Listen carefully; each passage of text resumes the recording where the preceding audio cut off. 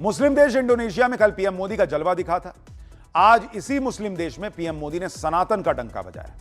PM Modi की diplomacy की एक खासियत यह भी है कि वो विदेश में जहां जाते हैं वहां सनातन के गौरव को ग्लोबल लेवल पर ऊंचा करने में कोई कसर नहीं छोड़ते। आज तो पीएम मोदी ने इंडोनेशिया जैसे मुस्लिम देश में हिंदू विरासत को लेकर ऐसा काम किया जो उनसे पहले किसी ने सोचा ही नहीं था। पीएम मोदी की सनातन डिप्लोमेसी का असर यह है कि इंडोनेशिया के राष्ट्रपति से लेकर वहां की पब्लिक गदगद है। भारत इंडोनेशिया संबंधों का नया अध्याय शुरू हुआ है। जब पूरी दुनिया में युद्ध, बमबारी और धमाकों की चर्चा हो रही है, ऐसे माहौल में पीएम मोदी सनातन की शक्ति की बात कर रहे हैं।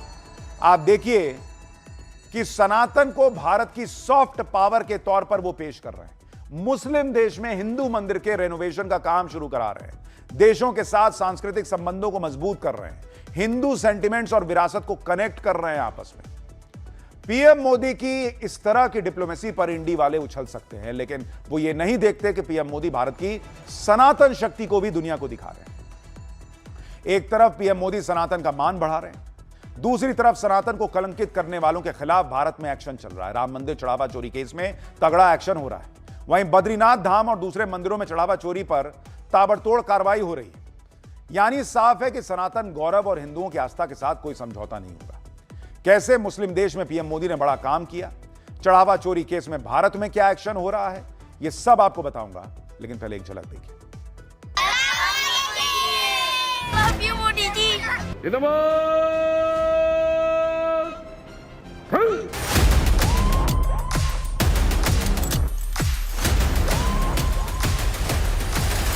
नमस्कार, सलामत सियांग।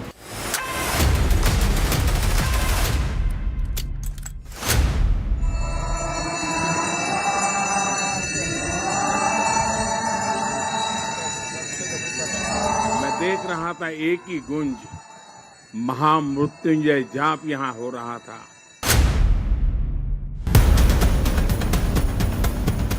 कि मैं इसके पुनर्निर्माण के बाद जरूर यहां आऊंगा।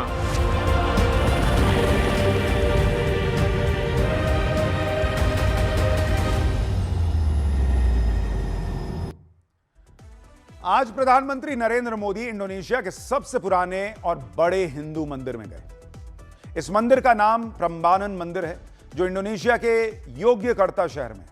प्रम्बानन मंदिर को देखकर पीएम मोदी भी अभिभूत रह गए। भगवान शंकर, भगवान ब्रह्मा और भगवान विष्णु का यह मंदिर समर्पित है। मंदिर के तीनों शिखर तीनों भगवानों के नाम पर रखे गए। पीएम मोदी ने प्रम्बानन मंदिर में पूरे विधि विधान से पूजा अर्चना की। पीएम मोदी ने इंडोनेशिया के राष्ट्रपति के साथ पूरे मंदिर को ध्यान से देखा। मंदिर में पूजा करने के बाद कैलाश मानसरोवर से लेकर इंडोनेशिया तक महामृत्युंजय मंत्र का ही जाप हो रहा है, यह भी कहा। सुनिए जरा। अगर मैं नागदा में कैलाश मानसरोवर की यात्रा करता हूं और आज मैं इंडोनेशिया के इस पवित्र टेंपल में आता हूं, मैं देख रहा था एक ही गुंज, महामृत्युंजय जाप यहां हो रहा था। ओम नमः शिवाय का उच्चारण हर कोई कर रहा था। यह अपने आप में हृदय को स्पर्श करने वाला था। इंडोनेशिया का प्रम्बानन मंदिर करीब 1000 साल पुराना है। यूनेस्को ने इस मंदिर को वर्ल्ड हेरिटेज साइट घोषित किया हुआ है। प्रम्बानन मंदिर का भारत से डायरेक्ट कनेक्शन है। मंदिर की दीवारों के पत्थर पर रामायण की कथा उकेरी गई है। भारत और इंडोनेशिया ने साथ मिलकर प्रम्बानन मंदिर के रेनोवेशन करने की घोषणा की है। भारत का एएसआई यानी आर्कियोलॉजिकल सर्वे ऑफ इंडिया और इंडोनेशिया की संस्थाएं मिलकर प्रम्बानन मंदिर को फिर से रेनोवेट करेंगी, जिससे उसका प्राचीन गौरव वापस लौट सके। यह मंदिर तो 1000 साल पुराना है। देश में सरकारें भी बहुत हैं, लेकिन यह कोई नरेंद्र मोदी लगे जो इंडोनेशिया जाकर सबसे बड़े मुस्लिम देश में कहें कि यह मंदिर को जरा रिनोवेट कर लेते हैं। यह सनातन का गौरव है। इस मौके पर पीएम मोदी ने कहा कि प्रम्बानन मंदिर के पुनर्निर्माण से जुड़ना उनके लिए भी सौभाग्य की बात है। चाहे केदार धाम का पुनर्निर्माण हो, चाहे उज्जैन महाकाल का पुनर्निर्माण हो, या आज यहां पर आकर के करीब करीब 1000-1200 साल पुराना ब्रह्मा, विष्णु, महेश, इन यादों को साथ जुड़ी हुई एक हमारी सांस्कृतिक विरासत का पुनरुद्धार और उसका रिनोवेशन का काम, उसका प्रारंभ करने का सौभाग्य भी मुझे मिला। मैं अपने आप में बहुत बड़ा भाग्यशाली मानता हूं। देखिए, पहली बार नहीं है जब विदेश के किसी हिंदू मंदिर के रिनोवेशन में भारत मदद कर रहा है। पीएम मोदी इससे पहले भी कई देशों में मंदिरों के पुनर्निर्माण में मदद करते आए हैं। आपको बताता हूं कि ब्रह्मानंद मंदिर का रिनोवेशन कैसे होगा। इंडोनेशिया के ज्वालामुखी धमाकों से मंदिर को नुकसान पहुंचा था। 2006 में जावा में आए भूकंप से इसे बड़ा नुकसान पहुंचा। अब भारत और इंडोनेशिया मिलकर इसका पुनर्निर्माण करेंगे। भारत का एएसआई रिनोवेशन के लिए डिजिटल तकनीक और एआई की भी मदद लेगा। मंदिर रेनोवेशन में एनास्टाइलोसिस तकनीक का प्रयोग होगा। मंदिर बनाने के लिए मूल पत्थरों का ही इस्तेमाल किया जाएगा। साल 2026-27 में मंदिर रेनोवेशन का काम शुरू होगा और 2029 तक ब्रह्मानंद मंदिर का पुनर्निर्माण पूरा कर लिया जाएगा। यानी ब्रह्मानंद मंदिर को फिर से पुराना स्वरूप दिया जाएगा। पीएम मोदी ने कहा कि जब 2029 में रेनोवेशन का काम पूरा हो जाएगा तो वो फिर यहां आएंगे और मंदिर के उत्सव में शामिल होंगे।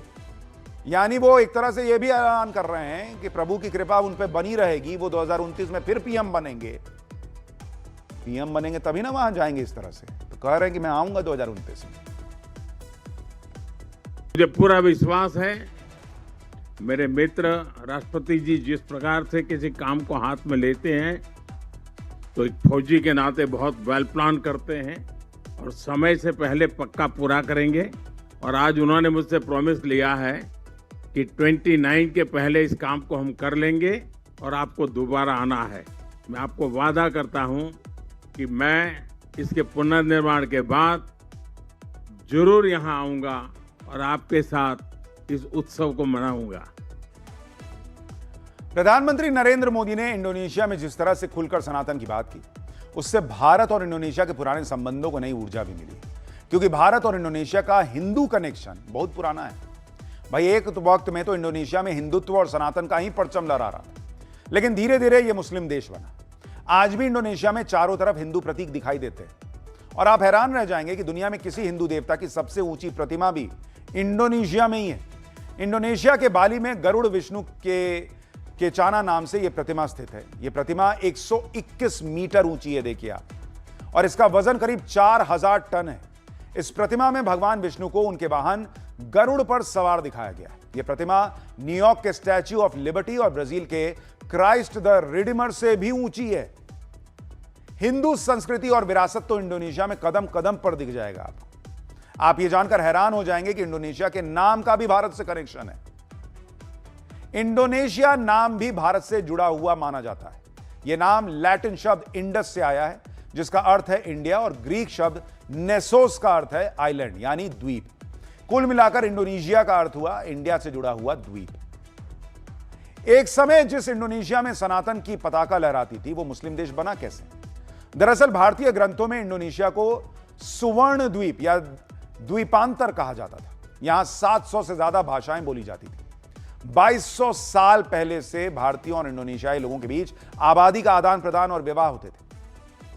समुद्री व्यापार, ब्राह्मणों और व्यापारियों के जरिए दोनों देशों में सांस्कृतिक रिश्ते डेवलप हुए थे। लगभग 1000 साल पहले इंडोनेशिया के छात्र बिहार की नालंदा यूनिवर्सिटी में पढ़ने आते थे। इसके अलावा कलिंग, पंड्या साम्राज्य और पाल साम्राज्य के भी संबंध इंडोनेशिया से रहे। इंडोनेशिया में हिंदुत्व अचानक एक साल में खत्म नहीं हुआ।